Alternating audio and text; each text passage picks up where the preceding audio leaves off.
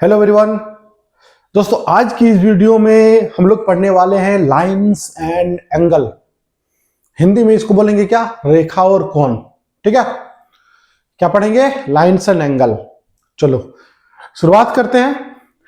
सबसे पहले तो हम लोग समझेंगे कि पैरेलल लाइंस क्या होता है। पैरेलल लाइंस, रेल की पटरी देखो, ऐसे ऐसे, है ना। हर एक दो पॉइंट के बीच का डिफरेंस, हर एक दो पॉइंट के बीच का डिफरेंस क्या होगा? इक्वल होगा। इधर देखो, ये रेल की पटरियां हैं, इस पॉइंट को लीजिए और इस पॉइंट को लीजिए, परपेंडिकुलर होना चाहिए, लंबवत। यहां पे एक पॉइंट लीजिए, यहां पर एक पॉइंट लीजिए, ठीक है, और ये 90 डिग्री होना चाहिए। तो इन दोनों का डिस्टेंस हमेशा क्या होगा? सेम होगा। तो दोनों पैरेलल लाइन बिल्कुल इस तरह से, ऐसे, है ना। इसको पैरेलल लाइंस बोलेंगे। क्लियर? क्लियर। तो पैरेलल लाइन समझ में आया? पैरेलल लाइन क्या होगा? अच्छा, हम पैरेलल लाइन बना देते हैं। पैरेलल लाइन, अब एक टर्म आता है ट्रांसवर्सल लाइन, तिर्यक छेदी रेखा। क्या होता है तिर्यक छेदी रेखा? मान लीजिए कि इस दोनों पैरेलल लाइन को एक तिर्यक छेदी रेखा कट कर रही है। क्लियर? इसको टी नाम दिए, ये L1, ये L2, ये L1 L2 और ये ट्रांसवर्सल लाइन। बात समझ में आ रहा है? तो कुछ रूल्स होते हैं, जब आप क्वेश्चंस को बनाओगे ना, तो उस रूल्स को यदि आप जानोगे तो क्वेश्चन आराम से बनेगा। भाई क्या क्या रूल्स है ना। चलो समझते हैं रूल्स को पहले। देखो इधर, मान लो ये एंगल 1 है, एंगल 1, ये एंगल 2, ये एंगल 3, ये एंगल 4। दिख रहा है? नहीं बड़ा, चलो बड़ा सा बना देते हैं, थोड़ा सा हम बड़ा बना देते हैं, ऐसे। ये और ये और ये ट्रांसवर्सल लाइन हो गया, ठीक है। अब दिख रहा है बड़ा सा।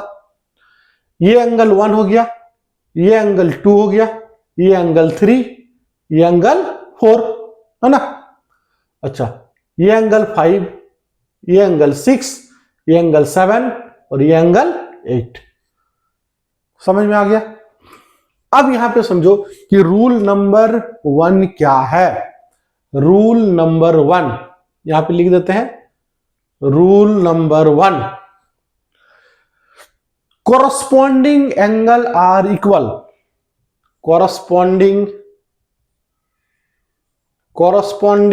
angles are equal। भाई corresponding angle are equal मतलब उनके दो पैरेलल लाइन को यदि एक तिर्यक छेदी रेखा कट कर रही है, इंटरसेक्ट कर रही है, तो उसके जो कॉरस्पॉन्डिंग एंगल होंगे वो बराबर होंगे, उनके संगत कोण। इसको बोलते हैं क्या? कॉरस्पॉन्डिंग एंगल को बोलेंगे क्या? संगत कोण। संगत कोण क्या होती है? बराबर होती है। हिंदी में लिखना है इसे, संगत कोण बराबर होती है। अब संगत कोण कैसे बराबर होगी? इस लाइन के L1 के ऊपर देखो, राइट साइड में ये तिर्यक छेदी रेखा है, इसके ऊपर, इस लाइन के ऊपर कौन है? एंगल 1, लिखेंगे एंगल 1। इस L2 लाइन के ऊपर कौन सा एंगल? एंगल 5, तो एंगल 5 ये इक्वल होगा। इस लाइन के नीचे कौन सा है? Angle 4, angle 4। इस लाइन के नीचे कौन सा एंगल है? Angle 8, angle 8। ये बराबर हो गया। एंगल 1 एंगल 5 के इक्वल, एंगल 4 एंगल 8 के इक्वल। आप कुछ भी नाम देख सकते हो, 1 2 3 4 यहां दे सकते हो। हमने 1 2 3 4 यहां पे दिया। बात समझ में आ रहा है? राइट साइड में काम किए, उसी तरह से लेफ्ट साइड में कर लो भाई। लेफ्ट साइड में भी आप काम कर सकते हो। एंगल 2 किसके इक्वल होगा? आप बताइए, खुद बताइए, खुद बताइए, बोलिए बोलिए बोलिए बोलिए, क्या होगा? एंगल 2 एंगल 6 के इक्वल। इस लाइन के ऊपर लेफ्ट साइड में देखना, इस लाइन के लेफ्ट साइड में देखो, 2 6 के इक्वल, तो एंगल 2 एंगल 6 के इक्वल। ठीक। इस लाइन के नीचे कौन सा एंगल है? एंगल 3, एंगल 3, एंगल 3 किस लाइन, किस एंगल के इक्वल? Angle 7, angle 7। इसी को बोलते हैं कॉरस्पॉन्डिंग एंगल। समझ में आ रहा? क्लियर? चलो अब दूसरा रूल, सेकंड सुनो इधर। रूल नंबर 2 रूल नंबर क्या कहता है कि alternate angle, alternate interior angle. Interior angle कौन कौन सा होगा बता, इंटीरियर एंगल कौन कौन सा होगा? इंटीरियर मतलब घर के अंदर, इस लाइन और इस लाइन के अंदर वाला कौन कौन सा एंगल है? Interior, interior angle. हिंदी में आप लोग लिख लो आंतरिक कोण। कौन कौन सा है? Angle 3, angle 4, angle 3 comma angle 4 comma angle 5 comma angle 6। जो इन दोनों लाइन के अंदर जो भी एंगल मिलेगा उसको बोलेंगे इंटीरियर एंगल। ठीक है। बाह्य एंगल कौन कौन सा होगा? Exterior, exterior angle. Exterior angle कौन कौन सा होगा? इस लाइन के ऊपर आसमान की ओर छू रहा है, इस लाइन के नीचे जो पाताल की ओर जा रहा है, तो angle 1, angle 2, angle 1, angle 2। Angle 7, angle 8, angle 7 और एंगल 8, इसको बोलेंगे बाह्य कोण, बोलेंगे बाह्य कोण। क्या बोलेंगे? बाह्य कोण। ठीक।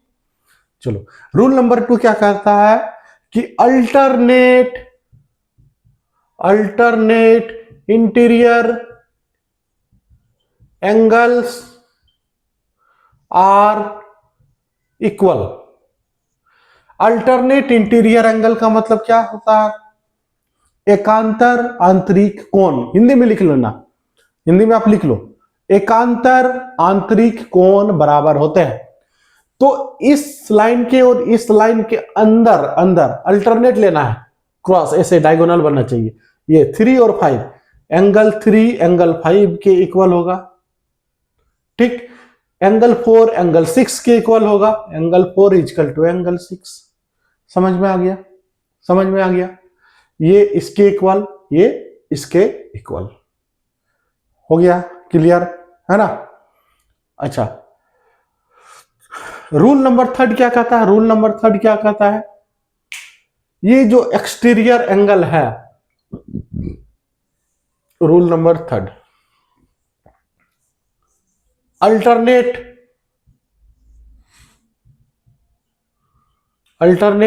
Exterior angles are equal. Exterior angle क्या होगा बताओ? एक्सटीरियर एंगल एंगल 2 एंगल 8 के इक्वल, बाहर वाला 2 8 के equal, angle 2 equal to angle 8। ऐसे देखना है, ऐसे एंगल 7 एंगल 1 के equal, angle 1 equal to angle 7। बात समझ में आ रहा है? क्लियर? चलो, अब ये होता है बाह्य एकांतर कोण, बाह्य एकांतर कोण है ना? हाँ, चलो, ये इक्वल वाला तो कहानी समझ में आ रहा है, इक्वल का। रूल नंबर 4 देखो इधर, कोई भी स्ट्रेट लाइन हो और ये कोई एक लाइन है, तो ये स्ट्रेट लाइन जो होगा, इनके बीच 2 एंगल बनेंगे। यानी कि ये जो लाइन है, पूरा जो एंगल होगा वो 180 डिग्री का होगा। तो एक स्ट्रेट लाइन हमेशा कितना होता है? 180 डिग्री का होता है। क्लियर? अब ऐसे भी कर लो, ऐसे यहाँ पे ये भी 180 डिग्री का होगा, ये पूरा 180 डिग्री का है ना। ऐसे आप कर लो, ऐसे, फिर भी ये 180 डिग्री का होगा, है ना। ये ऐसे कर लो, ये भी 180 डिग्री का होगा, है ना। ये स्ट्रेट लाइन होता है। तो आप मुझे ये बताओ कि एंगल, ये जो स्ट्रेट लाइन है यहाँ पे देखो, ये एक स्ट्रेट लाइन बन रहा है यहां से, तो एंगल 1 एंगल 1 प्लस एंगल 2 दोनों मिलकर कितना होगा? 180 डिग्री होगा। ठीक है। एंगल 3 प्लस एंगल 4 ये भी कितना होगा? 180 डिग्री होगा। क्लियर? ये भी तो स्ट्रेट लाइन बन रहा है, देखो इधर भी एक स्ट्रेट लाइन बन रहा है, इधर भी स्ट्रेट लाइन बन रहा है। तो एंगल 1 और ये एक लाइन, तो ये एंगल 1 एंगल 4 मिलकर एंगल 1 प्लस एंगल 4 ये 180 डिग्री होगा। इधर से भी देखो, ये एक लाइन है और ये दोनों मिलकर एंगल 2 और एंगल 3, एंगल 2 प्लस एंगल 3 ये भी 180 डिग्री होगा। बात समझ में आया है ना। यहां पे देखो, जैसे कि ये यहां पे बता देता हूं, देखो ये ऐसे, ये एंगल 5 है और ये एंगल 6 है, तो एंगल 5 प्लस एंगल 6 कितना होगा? 180 डिग्री। क्लियर?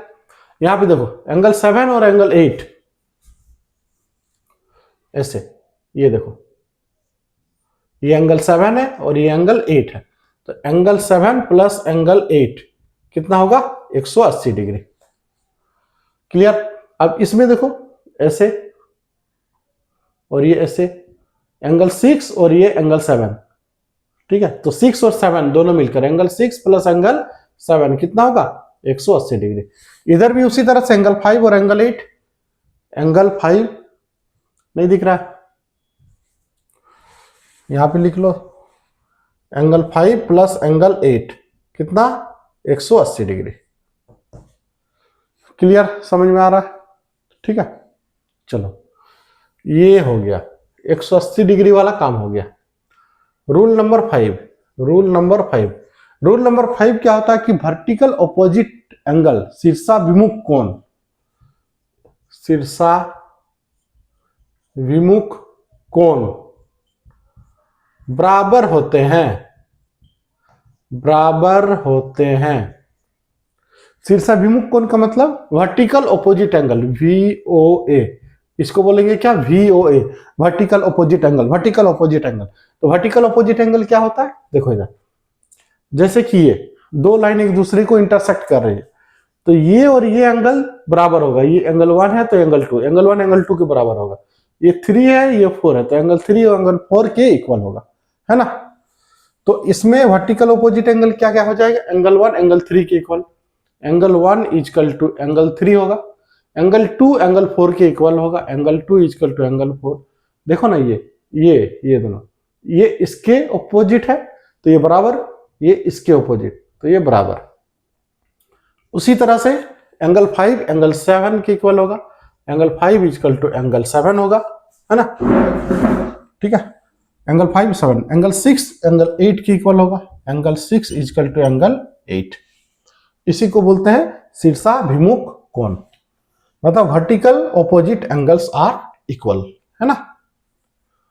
ओके,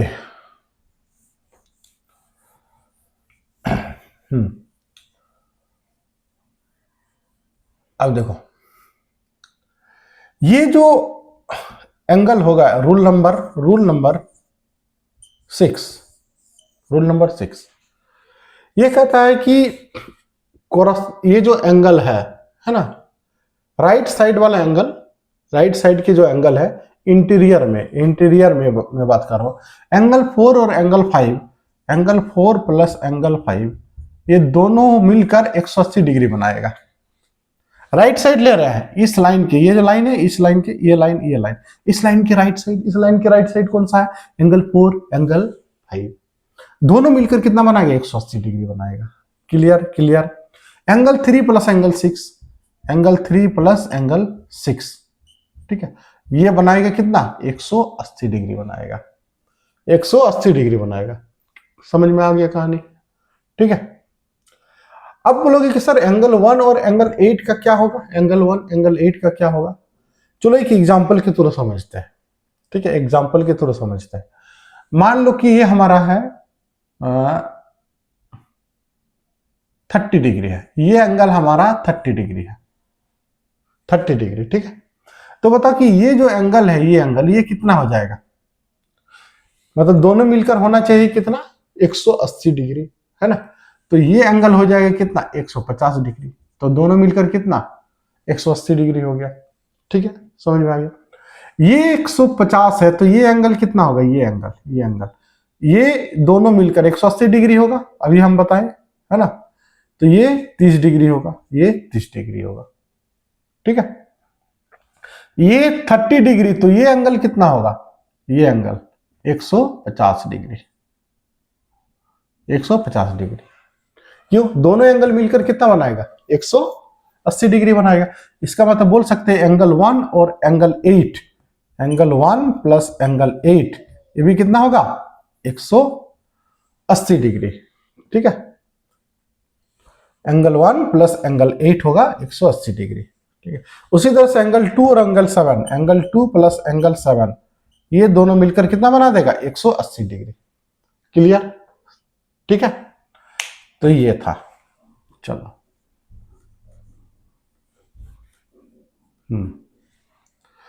तो ये रूल नंबर 6 हो गया। तो बस इतना ही रूल को आपको याद रखना है। अब आपसे क्वेश्चन बन जाएगा। चलिए क्वेश्चन ले लेते हैं। ठीक है, क्वेश्चन हम ले लेते हैं।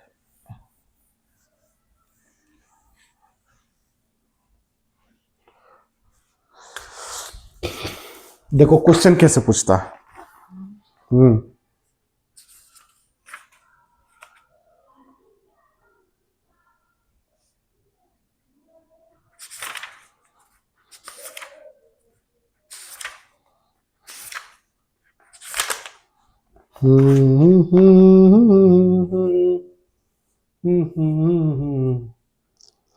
ये एंगल दिया हुआ है 3x माइनस 20 डिग्री, और ये जो एंगल है ये 2x प्लस 10 डिग्री दिया हुआ है। तो आपसे x का वैल्यू पूछ रहा है। समझो, ये L1 और L2 दो पैरेलल लाइन है, ये एंगल और ये एंगल दिया हुआ है, आपसे पूछ रहा है x क्या होगा। तो अभी हम क्या पढ़े, कोरस्पॉन्डिंग एंगल्स आर इक्वल, ये और ये इक्वल होगा 3x minus 20 is equal to 2x plus 10। ठीक है, तो 2x को इधर लिया, 3x minus 2x is equal to 10, 20 plus में हो जाएगा, इधर जाएगा तो x इजकल टू कितना हो जाएगा 30 डिग्री। x का वैल्यू 30 डिग्री है ना। अब इस एंगल को निकालना है, ये वाला एंगल हमको निकालना है, तो एंगल निकालना है, तो इसके जगह हम क्या पुट करेंगे 30 डिग्री पुट कर दो, है ना। 3 इंटू 30 माइनस 20, 30 दिया कितना हो गया 90 माइनस 20 70 डिग्री, ये 70 डिग्री होगा। ठीक है, तो ये भी होगा 70 डिग्री ही होगा। देखो इधर ये पुट करो, यहां पर 30 दूनी 60 है ना, 2 इंटू 30 प्लस 10 कितना आ रहा है 70 डिग्री। देखो ये बराबर हो गया, है ना। आपसे ये पूछेगा तो इस तरह आंसर देंगे, एक्स पूछेगा तो इस तरह से आंसर देंगे, जैसा पूछेगा वैसा काम करेंगे। ओके ओके, देखो भैया, बाबू भैया समझ में आ रहा भैया। इस वाले क्वेश्चन को देखो, दो पैरेलल लाइन है और यहां पर हमारा एक ट्रायंगल है, ऐसे ऐसे, ये x डिग्री, ये y डिग्री, ये 75 डिग्री, और ये भैया z डिग्री, और ये 125 डिग्री। तो आपसे पूछ रहा है कि x, y और z निकालने के लिए, x निकालना है, y निकालना है और z निकालना है। क्या करेंगे, ये दोनों लाइन पैरेलल है, L1 और L2 दोनों पैरेलल है, पैरेलल है। क्लियर? देखो इधर जब दो लाइन पैरेलल है तो यहां पे देखो ये 75 डिग्री है और ये y है, तो अल्टरनेट इंटीरियर एंगल की मदद से बोल सकते हैं कि y इक्वल टू 75 डिग्री होगा। देखो ना, ये ट्रांसवर्सल लाइन, ये ट्रांसवर्सल लाइन, इसको हम ऐसे आगे बढ़ा सकते हैं, इसको आगे बढ़ा सकते हैं, बाकी सबको बंद कर दो, तो ये एंगल और ये एंगल क्या होगा अल्टरनेट इंटीरियर एंगल की मदद से बोल सकते हैं y 75 डिग्री होगा। क्लियर? y 75 डिग्री, तो x निकल जाएगा यहां से, ये यदि 75 डिग्री है और ये x है, तो बोल सकते हैं कि 180 में 75 को माइनस कर देंगे, दोनों का सम कितना होगा 180, तो x होगा 180 में 75 को माइनस कर दो, तो ये होगा 105 डिग्री, दोनों मिलकर 180 डिग्री बनाएगा। x निकल गया, y निकल गया, अब हमको निकालना है क्या z।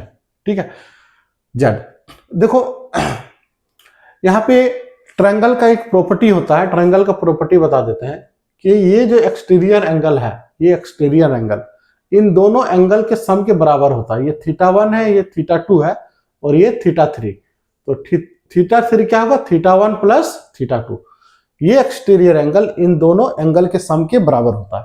तो ऐसे भी कर सकते हैं, ये 125 डिग्री, देखो ये ट्रायंगल बन रहा है 125 डिग्री, तो y प्लस जेड हो जाएगा, है ना। तो y plus z equal to कितना होगा 125 डिग्री। y हमको पता है 75, ठीक है, तो z निकल जाएगा 125 माइनस 75, तो ये हो गया 50 डिग्री। तो z हमारा कितना आ गया 50 डिग्री आ गया। अब देखना, ये तो एक तरीका हो गया ऐसे, है ना। या फिर यदि ट्रायंगल का प्रॉपर्टीज नहीं लगाना है तो दूसरा तरीका हम बता दे रहे हैं, ठीक है। यदि ये 125 डिग्री है तो ये बता, ये वाला एंगल कितना हो जाएगा, दोनों मिलकर कितना होगा। देखो ये स्ट्रेट लाइन है, 180 डिग्री होना चाहिए, है ना। तो बताओ कि ये 55 डिग्री हो जाएगा। 180 में 125 को माइनस कर दो, 125 30 5 और उधर 50, 55 डिग्री हो गया, ठीक है। ये हमारा 55 डिग्री आ गया। तो हमें निकालना है तो क्या, जेड निकालना है। तो y plus z plus 50 degree, y plus z plus 55 degree equal to 180 degree, है ना। हमें तो y पता है 75 degree plus z plus 55 equal to 180, तो z कितना हो जाएगा, ये 50 डिग्री। ऐसे भी कर सकते हो, दूसरा तरीका भी बता दिया है। बात समझ में आ रहा है। चलो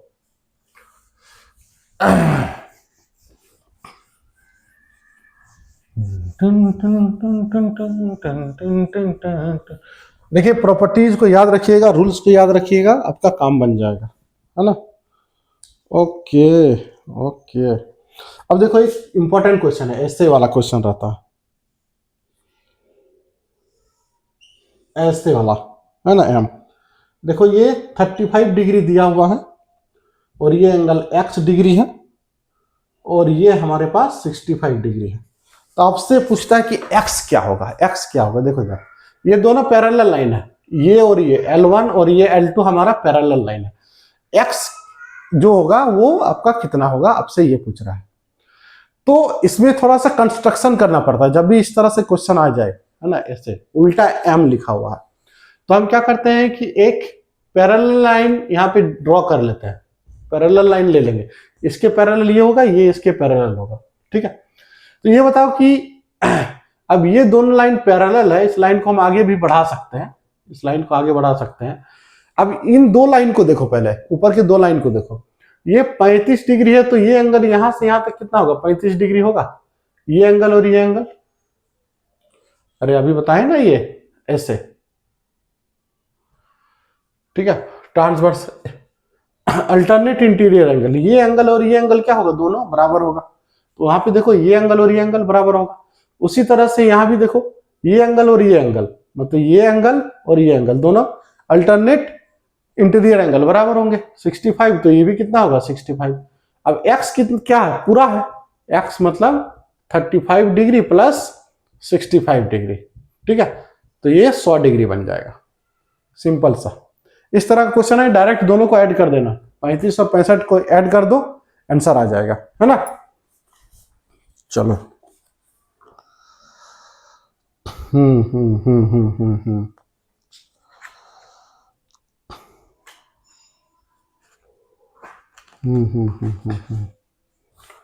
अब देखो छोटा छोटा क्वेश्चन ले ले रहे हैं, इस तरह के क्वेश्चंस आते हैं। मान लो कि दो पैरेलल लाइन है, दो पैरेलल लाइन है और ये ट्रांसवर्सल लाइन है। ये दिया हुआ है 3x प्लस 5 डिग्री और ये है आपका 4x डिग्री, है ना, ये डिग्री में दिया हुआ। तो x का वैल्यू निकालना है, x का वैल्यू निकालना है। अब ये बता कि दोनों का सम कितना होता है, 180 डिग्री होता है कि नहीं, अभी हम आपको बताएं। तो ये 3x plus 5 plus 4x equal to कितना, 180 डिग्री, 4 3 7 7x हो जाएगा इक्वल टू, इधर 5 इधर ले जाओ तो 175 डिग्री होगा। 7 से इसको कैंसिल कर दो, 7 दूनी 14, 3 बज गया 5, x इक्वल टू कितना 25 डिग्री हो गया, x 25 डिग्री। सिंपल सा क्वेश्चन था, ठीक है। चलो ये हो गया, ठीक है, बेसिक बेसिक सवाल थे, है ना। तो क्वेश्चंस को आप करोगे, है ना। चलो 25 मिनट्स हो गया, है ना, ठीक है। तो और एक वीडियो लाऊंगा ताकि अलग अलग क्वेश्चंस, वैरायटी ऑफ क्वेश्चंस को मैं करवा दूंगा, है ना। चलो अभी के लिए इतना ही। नेक्स्ट वीडियो में क्वेश्चंस को हम प्रैक्टिस करेंगे, ठीक है। तो मिलते हैं नेक्स्ट वीडियो में। Thank you so much.